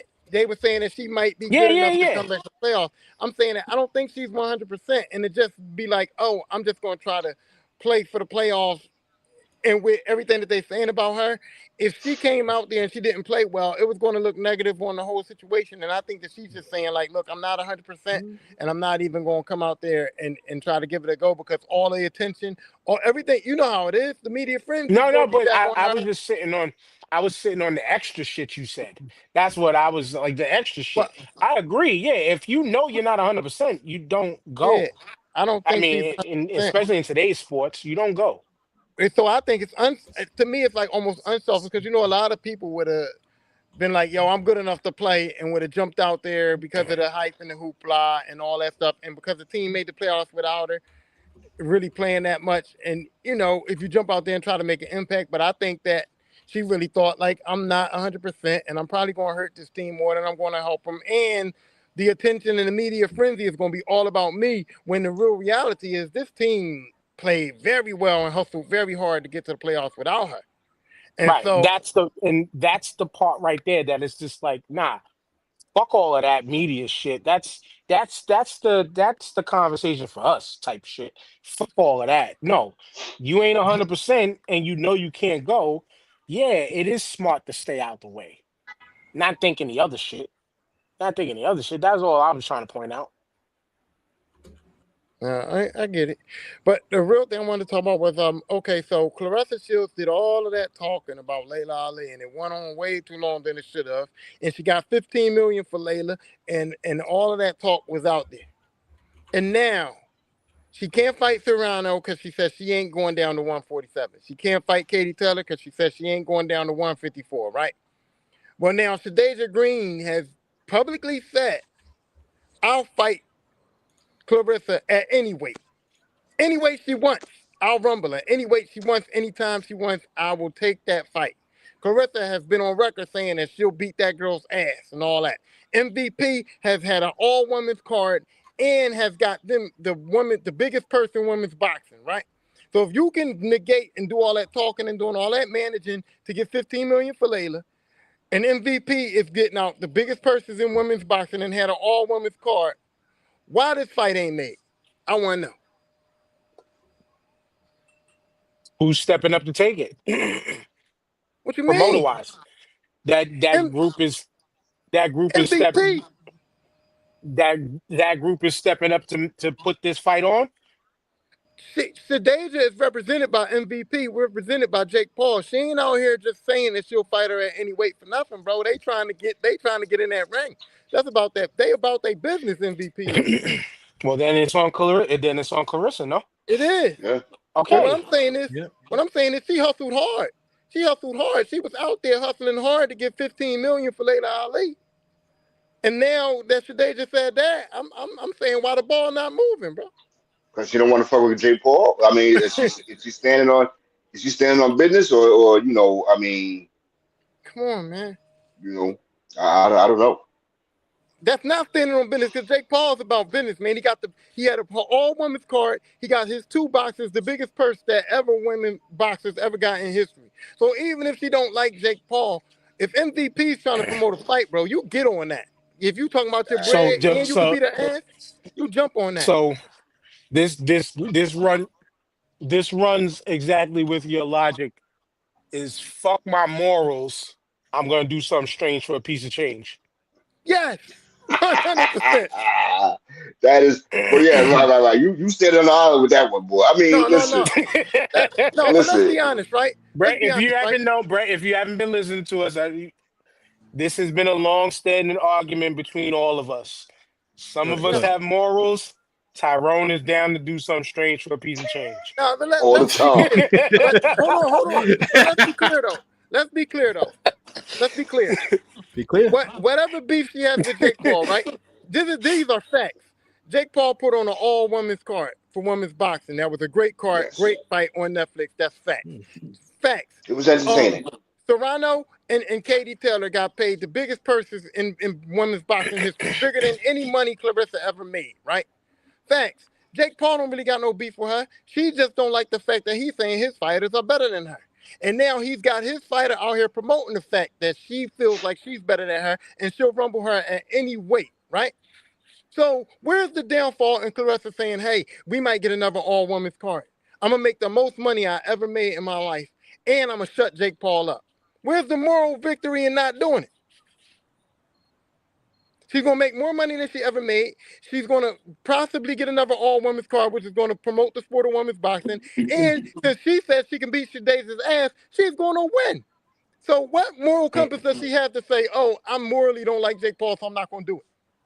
That makes sense? If she's openly said, I don't fuck with that guy, why am I gonna put myself in position to make that guy more money? To promote your sport, to prove what you keep saying that you're the best. We love this country, right? I don't fuck with MAGA. You're never gonna see me buy a MAGA hat. That's not because I don't agree with it. That's not the same but thing. I don't. Even if putting on a MAGA hat is going to put money in your pocket, right? You're not right because that's where your moral that's where you stand morally. You know what I'm saying? So that answers your question right there, babe. Okay. Yeah, but I said I would play. I would want to play football for an owner like Jerry Jones. But if I had to put on that Dallas star, I'm not fucking doing it. And blue is one of my favorite colors. But no, the hypothetical, unless I was in a trade situation where I had no other choice, then I have no choice. In boxing, because there is no leagues, there's no commission to make shit happen, this is her choice. And if she's standing 10 toes on it, then that's her. Right? I don't know how you feel about this whole situation. I got to read up more on the situation. I mean, yeah, I got to wise up more to that. But this is not. I don't feel like it's a moral thing. Like you got moral reasons. You got reasons why you don't fuck with MAGA. That's morally reasons. It ain't just because you don't like the man. You don't fuck with Trump because his morals and his. It's not. But it's. Why don't you like Trump? Number one is I don't like the man. That's right, but that's not that's not the reason though. You don't like the man because of the things that the man says and the things the man does, the way the man conducts his business and all that. You have reasons. We don't know other reasons. Exactly. There's probably reasons why that's not put out in public. Why she don't rock with this dude? But you know what I'm saying? Like, but you have if that's the case, then she has to put that shit out there because right now she looks real. She's the one who's looking real bad to the public because she's saying that the reason why she don't fuck with Jake Paul is because of him promoting these other boxers and saying that these boxers are better than her and putting these boxers at the #1 rankings and stuff like that. And she's saying that Jake Paul be talking shit about her because he's mad that she can beat him in a boxing match. This is her beef that she's saying about Jake Paul. And here's how you come to common ground. Carissa, you bring your promoter and make them two come to some agreement. Mm-hmm. I believe. I'm sure Heyman and what's the name? Heyman and fucking why am I forgetting his name? Fucking Don King. I'm sure they've had to come to several agreements to get their fighters together over the years. Bob Arum and them. Yep. Bob Arum, all of them. I have some I want to address before we go. This whole Kawhi thing. Yeah. Brad, have you been seeing this shit about Kawhi the fake company that was I'm created? glad I forgot about that. Yo, go ahead, though. Yeah. So yeah, man. Oh man, why am I drawing a blank, man? Steve Ballmer. Ballmer got caught out there saying that, Kawhi was paid to do this no show. Kind of like how it's real similar to how the union back in the days, back in the 70s and 80s was paying mob associates to allegedly to show up to these no-show jobs, and that's pretty much what happened with Kawhi. He was paid to $28 million to be a no-show at a job, and somebody blew the whistle on that. It was Um, almost like a shell company to hide the money. correct. Hmm. And you ask me personally, somebody was promised money They only and they didn't get any money, and that's why it was put out there. no. You know what I'm saying? That's what it Is that sounded like to me. okay? First of all, look, right. That shit is in jeans, bro. If I got a salary cap and I can't pay my player enough money that he wants, and I got another business on the side that I can say, hey, listen, I can get him an endorsement deal to get him the money, and then I tell that player, look, I'm gonna get you an endorsement deal to dig you the rest of the money that I can't pay you under the salary cap.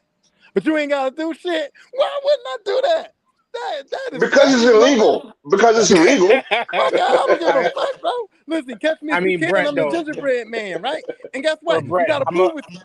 You got to prove it's illegal, and they can't because he said that I'm allowed to introduce him to endorsements, and I'm allowed to, and other companies are allowed to endorse him, and I'm not in charge of what they give him to do. And it just so happens they didn't give him shit to do. But here's the reason why. But the reason why it blew up is because the company went bankrupt. But Kawhi is still getting that money. So they like, how y'all going bankrupt and y'all giving this man $28 million? Like, what the fuck's going on? I mean, my whole thing, Brett, is this. Kawhi already performed in a no-show job called the LA Clippers. I mean, shit. I think they said. I think Stephen A. said like he's missed like 60% of his games since signing with the Clippers. Man, he's what made over what $200 Wow. million with the Clippers already. 60% of the games he's missed. So like you said, the whole no-show job. I mean, that's just a normal day for Kawhi. I mean, pretty much. But no, the whole thing That's like his that. main 9 to 5, a no-show job. Mm-hmm. Yeah. Wow. If Kawhi was on my team, I would have said, listen, man, I know you got a suit on in them Stacey Adams, but get your ass out there, man. You playing tonight. I don't care what you say. You playing tonight. You gonna play, you gonna ball in them Stacey Adams, man, because you getting on that court, dog. I ain't having it. Oh, shit. And with that being said, we're going to put our Stacey Adams on and walk the fuck out of here. Yes, sir. Brett, Yes, Mm-hmm. sir. hopefully you have fun with us today. You're welcome Absolutely. back at any time, like always. This is normally what it is. We get a lot of yelling in at Tyrone. We get a lot of yelling at each other over dumb shit, but it's always just some straight up barbershop. We should be in drinks in our hands having fun shit. But you always welcome Got back my at any drink. time. All you ever gotta do is just say, yo, you got room, and it's a yes. I got you, boss. All the time. All the time. Final But shout nah, outs, man. final Yo, shout outs. yo, Big great show, man. Great show, man. Yo, I always shout out to the listeners, man. Shout out to my brothers. My brothers in arms are not here. Uh, shout out to Ed and others, man, with their comments, man. Shout out always, man, to our sixth man. Today just happened to be Brett, man. Yo, good, great show. Yeah, man. Looking forward to next week, man. Pass it off to Tyrone. Hey, yeah, once again, I'm glad to be here. Shout out to TJ and Jamal couldn't make it in today for what. Well, TJ said he could, but then he didn't show up, so we're They gonna have both to said see. they could, but it was 1:30. Yeah, whatever. It's all good, man. But shout out to them guys. Shout out to Ed and whoever in the comments. And I just misspoke because I don't wear no cheap ass Stacey Adams. Okay, if I'm walking out, I'm walking out in some gators. That's just me. So I All didn't mean to right, say Pimpin. Stacey Adams, but other than that, man, I enjoyed the show. Thanks to our guests, and I'm glad that I love it when people actually come on that say they're gonna come on, and so I appreciate you, brother. Now fix your final shout outs, kid. Huh? Shout out all your no, Brett, fix your shout outs now. Let us know where you can find you. Let us know all your shows you're on, all that other good shit. All right. First off, shout out to my homies on the Holy Podcast. You The can Holy say Shit shit. Sports Pod. The Holy Shit Sports Podcast. Shout out to Abe from Detroit. Shout out to Rose. Shout out to Coach DTM. We're doing our sports portion of the podcast right now. You know, my boys Abe and Coach are from Detroit, so they're not doing real good right now. They Packers. We'll talk to them later. And shout out to Rose out from Atlanta, as well as Falcons actually won by game-winning field goal today. So one of our teams had to win, thank God. And shout out to my brothers from across the pond in England from the Group Chat Wrestling Podcast. You can find us on YouTube, Spotify, all podcast platforms, and follow us on Twitter, Instagram, and TikTok as well. GW Podcast UK, where we upload clips every week from every episode. And as always, shouts out to our sponsor, Hooks Rub, 20% off your order using that code STAR5. Tried to get the brother Jared on this week, but he was a little busy. He was a little busy today. W, shouts out to W, 10% off your order again using the code STAR5. Peace to Ishtar, peace to Disabled Planets, and peace to Ill Magic. And yeah, J1 Con, September 27th, 28th, Showboat Hotel, Atlantic City, New Jersey. We're there. Blackfinity Gauntlet Content Creator Summit. Once again, we're talking to you people who want to get into some level of film production, TV production, anything of that kind. This is the event you want to be about and be at and be with us. Because after the panel, who knows what kind of shenanigans we're going to get into. We're definitely going to have some fun. Great weekend in Atlantic City, New Jersey. Hopefully the weather holds up perfect for us. But yeah, with that being said, peace. We done. See y'all next week.